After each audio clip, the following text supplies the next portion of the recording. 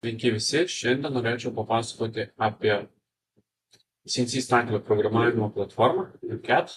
Tai yra Vokietijos gamintojo platforma, kurios paskirtis yra arba aptarnauti ir generuoti CNC staklių programas skirtingoms stakliams, arba būti platforma, kuri generuoja G-kodą stakliams, kurios neturi savo programavimo aplinkos. Taigi tai yra parametrinė platforma, kuri savo galimybėmis lenkia daugelį VOP sistemų, tokių kaip Woodwopas, vSolid ir taip toliau.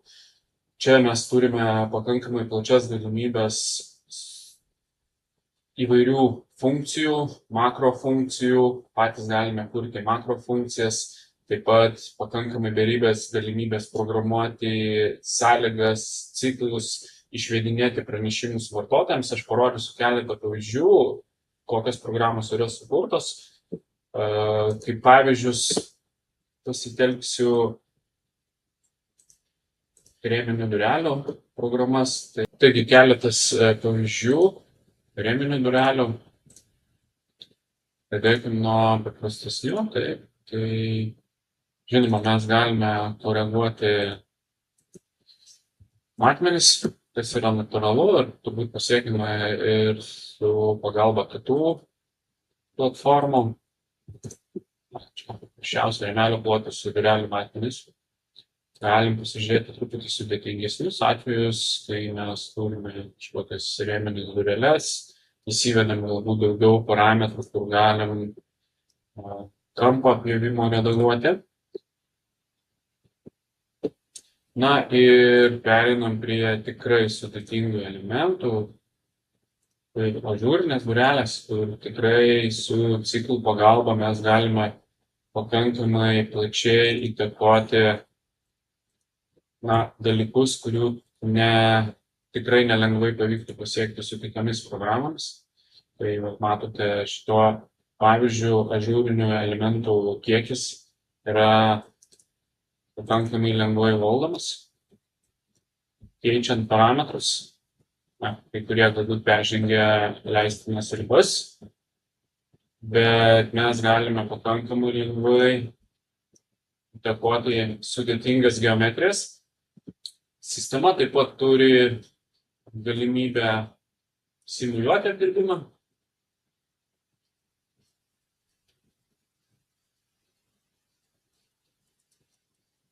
Matome simuliacijas, žinoma, vaizdą galima pasikeisti simuliacijos metu, pasigreitinti, pasilėtinti. Taip pat turim galimybę generuoti CNC kodą stakliams. Šiuo atveju tai yra G-kodo procesorius yra nustatytas mano darbinėje aplinkoje, bet iš principo galima pasijungti skirtingus postprocesorius ir vienu paspaudimu sugeneruoti kodą skirtingoms stakliams. Pavyzdys čia. Atsidarom, turim iš karto paruoštą programą. Dar viena sistemos savybė yra galimybė importuoti DXF failus. Ir čia mes turime kelis būdus tai padaryti. Pirmiausiai, tai gali būti bendrinis failo atidarimas, kai mes tik tai vėliau tolimesniais žingsniais juos konvertuojame pasinaudodami atskiromis komandomis. Tai pavyzdys galėtų būti štai čia. Mes tiesiog bendriniu principu persikeliame dvimačius objektus ir žinoma tada jos galime funkcijų pagalba tiesiog konvertuoti į apdirbimo operacijas. Kaip pavyzdys, jeigu nurodome grįžimus, konvertuojame grįžimus, tai būtina nurodyti į gylį, nes tų duomenų mes nenusiskaitėme iš dvimačio DXF failo. Taip, ir pavyzdys, tai yra pakankamai greitas darbas konvertuojant. Ir po štai tokių veiksmų mes galime sakyti, kad dabar jau turime apdirbimo operacijas ir jas galime išsisaugoti ir pasinaudodami vos procesoriais nusiųsti į stakles. Kitas būdas yra konvertavimas DXF failų pasinaudojant taisyklių rinkiniais. Ir čia tai yra pakankamai naudinga, nes mes galime pasakyti, kaip reaguoti į atitinkamus DXF sluoksnių pavadinimus. Tai taip pat gali būti įrankis konvertavimui iš tam tikrų programų, kurios, sakykime, neturi galimybės paruošti CNC failų, arba jeigu ir turi, tai tos galimybės yra pakankamai brangios. Tai čia kaip atsarginis variantas, tarkim, Pro 100 mes turim galimybę pasirinkti kažkokį tai failo pavyzdį, atsidarinėjam, tada nurodom, kad naudosim Pro 100 profilį, kur viduje yra aprašytos įvairios taisyklės. Ir mūsų programa iš karto paruošta. Tai tų programų integracijų gali būti daug ir įvairių, tai yra laiptų projektavimo programos, karkasinių namų projektavimo programos, ir tas taisyklės irgi galima pritaikyti pagal vartotojo poreikį. Plus mes galime reaguoti, kokia tai operacija turėtų būti.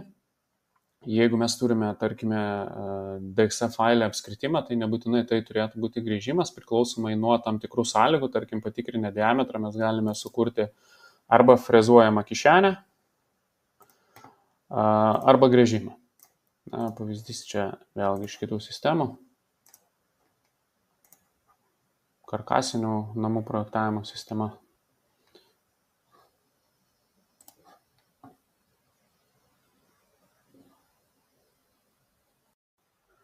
Dar norėčiau apžvelgti NCAD nesting modulį. Tai nesting yra kryvalininis detalių optimizavimas palaikomas.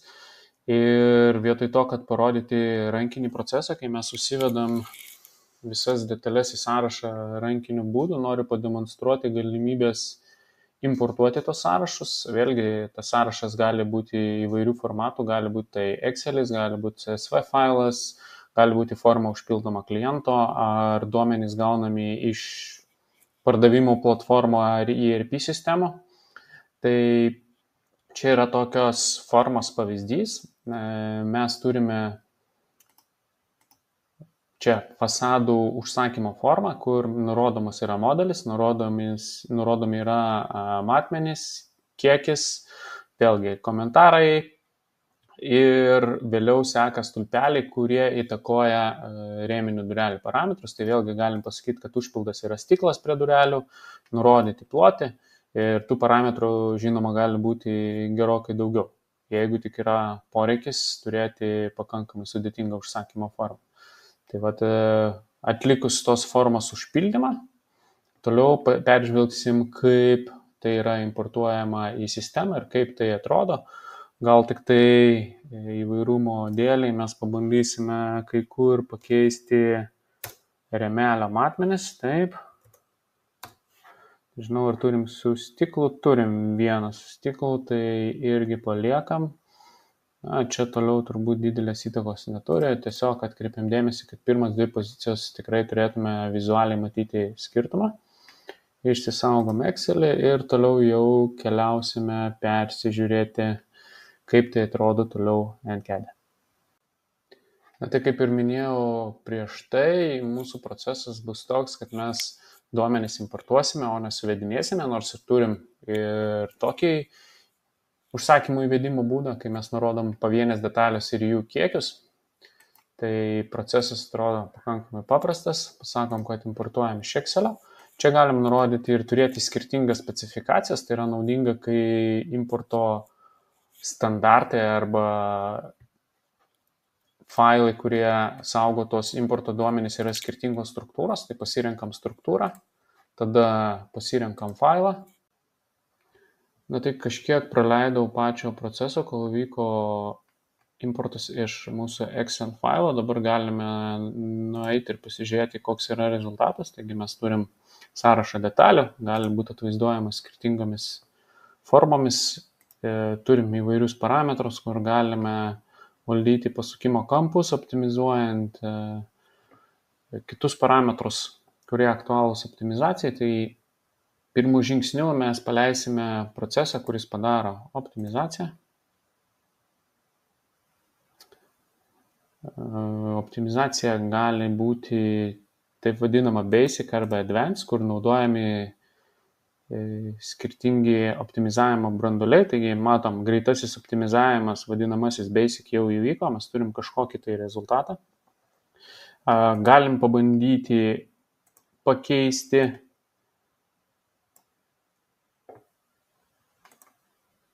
nustatymus ir pasakyti, kad bandom sutaupyti 20%, tai čia toks spėjamas dydis, ir paleisti optimizavimo procesą vėl. Tik šį kartą tas procesas bus ilgesnis, kadangi naudojamas kitas optimizavimo branduolys, ir pasižiūrėsim, ar mums pavyks kažką tai sutaupyti iš medžiagų. Taigi laukiame. Neturėtų užtrukti labai ilgai ir pirmasis nesting schemas jau turėtume netrukus pamatyti. Bet kaip ir minėjau, tai yra specialus nustatymas, kur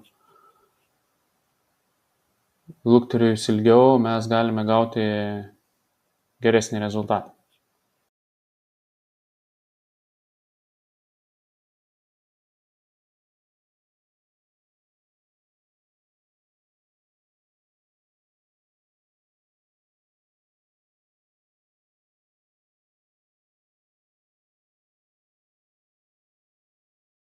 Na ir pabaigai norėčiau pademonstruoti ataskaitų išvedimą ir žinoma CNC failų sugeneravimo galimybės. Tai ataskaitos norėčiau paminėti, kad yra koreguojamos, tai yra galima pritaikyti pagal kliento poreikius. Tai čia yra paprastos ataskaitos, kurios tiesiog parodo, kokios medžiagos bus reikalingos užsakymui įvykdyti. Toliau kokios nesting schemos buvo sukurtos. Vėliau yra ataskaita individualiai pagal kiekvienai detaliai, tai yra parodo jos buvimo vietą schemose nestingavimo.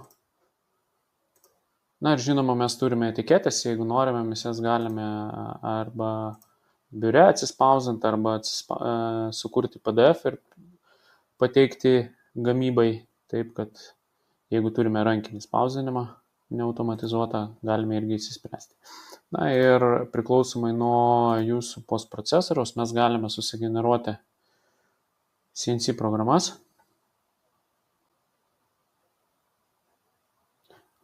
Taip.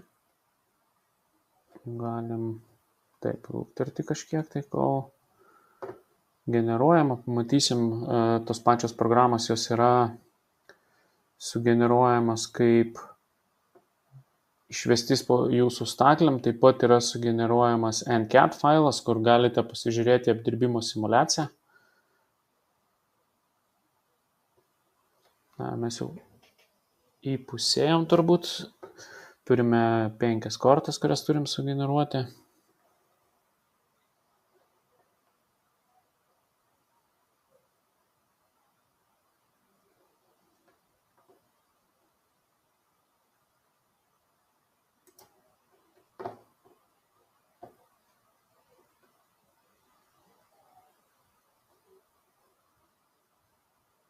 Taigi jau turėtume iškart pamatyti netrukus rezultatą.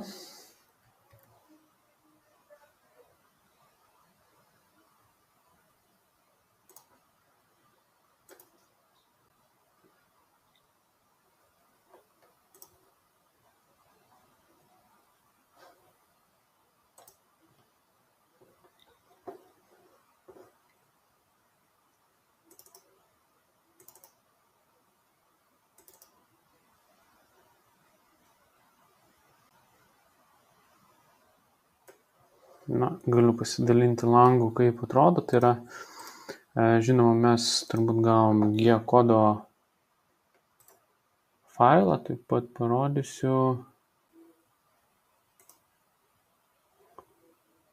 struktūrą, kad matytume, taip, susigeneravom G-kodo failą, sistema taip pat sugeneravo DXF failą lygiai greičiai, tos nesting schemos.